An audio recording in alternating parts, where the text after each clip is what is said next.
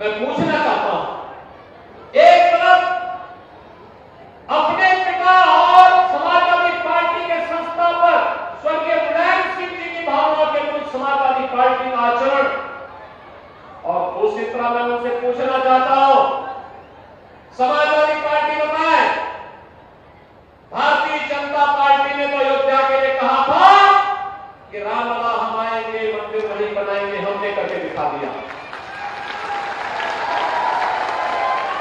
क्या समाजवादी पार्टी सहमत है तो बताएं। हम तो कहते हैं कृष्ण कन्हैया हम आएंगे, आपकी भावनाओं का सम्मान कराएंगे, जनभावना का मथुरा में भी सम्मान कराएंगे। क्या समाजवादी पार्टी इसमें सहमत है? वो बताएं तो। उनको वोट चाहिए, लेकिन कृष्ण कन्हैया का सम्मान नहीं चाहिए। वे इसके मौन है। बहनों और भाइयों, हमारे कृष्ण कन्हैया कब तक इंतजार करेंगे? और यही मैं कहने के लिए आया हूं।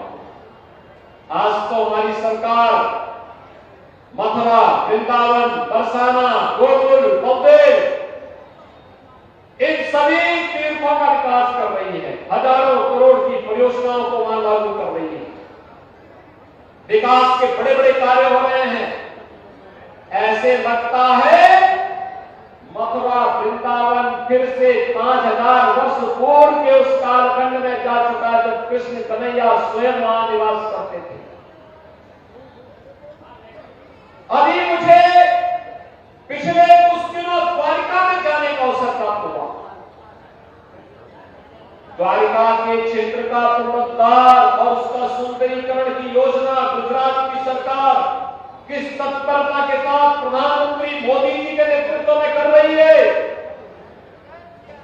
हमारे कृष्ण कन्हैया ने जन्म लिया मथुरा में, लालन पालन नंद बाबा के घर गोकुल में। उन्होंने लीला रचाई हमारे उत्तर प्रदेश में, और शेष आगे के लिए, लोक कल्याण के लिए द्वारिका में जाकर के द्वारिकाधीश बन गए। द्वारिकाधीश बन करके पूरे भारत और पूरी दुनिया के अंदर सनातन धर्मावलंबियों को विकास कर रहे हैं। आज भी अपना आशीर्वाद दे रहे हैं। क्या समाजवादी पार्टी मथुरा, वृंदावन के बारे में सरकार की सोच का समर्थन करेगी?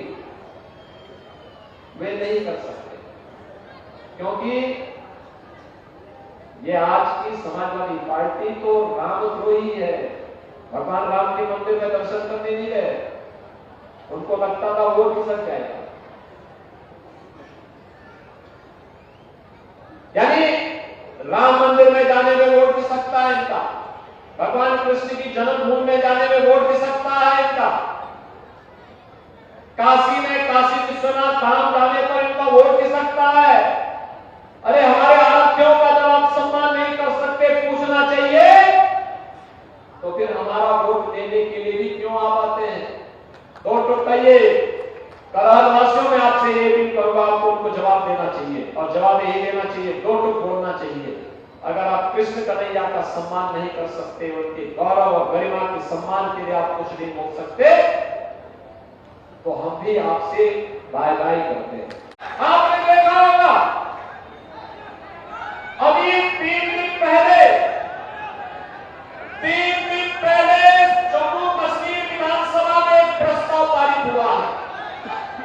उसमें उन्होंने कहा है कि हम धारा 370 को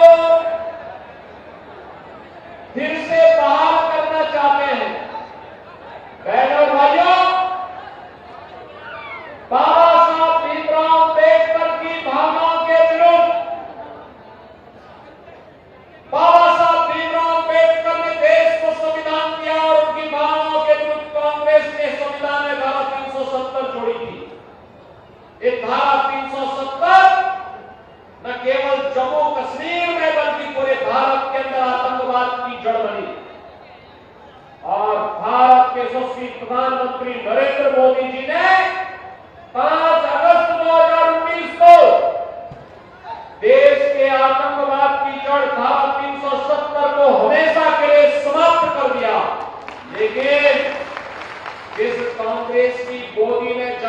करके आज की अखिलेश यादव की समाजवादी पार्टी खेल रही है। ये लोग भारत की एकता अखंडता को चुनौती दे रहे हैं। कश्मीर में धारा 370 को फिर से बहाल करने की मांग करके आतंकवाद को वापस लाना चाहते हैं। इस भारत में जम्मू कश्मीर में कश्मीरी पंडितों को कश्मीर वैली से पलायन और उनके कत्लेआम को देखा है। मेघपुरी हो या इटावा, आगरा हो या एटा या अलीगढ़, आसपास के हर जनपद का हर नौजवान भारत की सेना में भर्ती होकर के भारत की सीमाओं की रक्षा करते हुए अपना बलिदान दिया है। और कांग्रेस को या समाजवादी पार्टी को किसने अधिकार दे दिया कि राष्ट्र की अखंडता के साथ लोग समझौता करें। और इसीलिए मैं कहता हूं, नेताजी हमेशा कांग्रेस का विरोध करते थे, कहते थे कि भाई जिंदगी भर धोखे से भी इसके साथ नहीं करना। लेकिन आज इस समाजवादी पार्टी नेताजी के मूल्यों और आदर्शों से पूरी तरह अपने आप को दूर कर दी है, अपने से दूर हट चुकी है। बहनों भाइयों, आज जब मैं आपके पास आया हूं तो मुझे कहने में कोई संकोच नहीं कि अवश्य समाजवादी पार्टी के वर्तमान नेतृत्व के कृत्यों से भले ही अन्य लोगों को कष्ट हो रहा न हो रहा हो, लेकिन नेताजी श्री मुलायम सिंह जी को अवश्य कष्ट हो रहा होगा कि मेरे कैसे सपूत ने समाजवादी पार्टी को कांग्रेस की गिरवी रख करके पूरी पार्टी को ही सत्यानाश करने में उतारू हो गया है। बहनों भाइयों, कुछ लोगों की एक प्रवृत्ति होती है और वास्तव में वह जिंदगी भर उनके साथ जुड़ जाती है, और वह है कि बबुआ अभी बालिग नहीं हुआ है, इसीलिए कभी कभी ऐसा काम कर लेता है जिससे मेलपुरी वासियों के सामने भी संकट खड़ा हो जाता है। आप सोचिए, नेताजी जीवन भर कांग्रेस का विरोध करते रहे।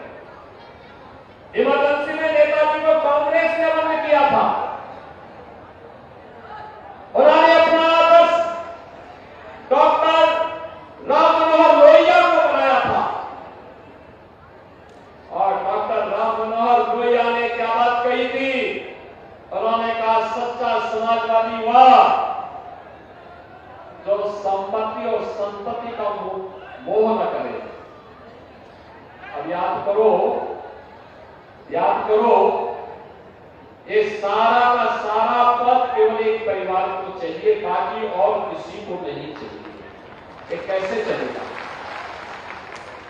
और इसीलिए मैं आपसे कहने के लिए आया हूं, बहनों और भाइयों, आज की राजनीति की सबसे बड़ी त्रासदी है परिवारवाद से ऊपर उठना, जातिवाद से ऊपर उठ करके हमें सामाजिक ताने बाने को छिन्न भिन्न करने वाले बैरियर को हटाना पड़ेगा और भारत को मजबूत बनाना पड़ेगा। मेरा भारत मजबूत होगा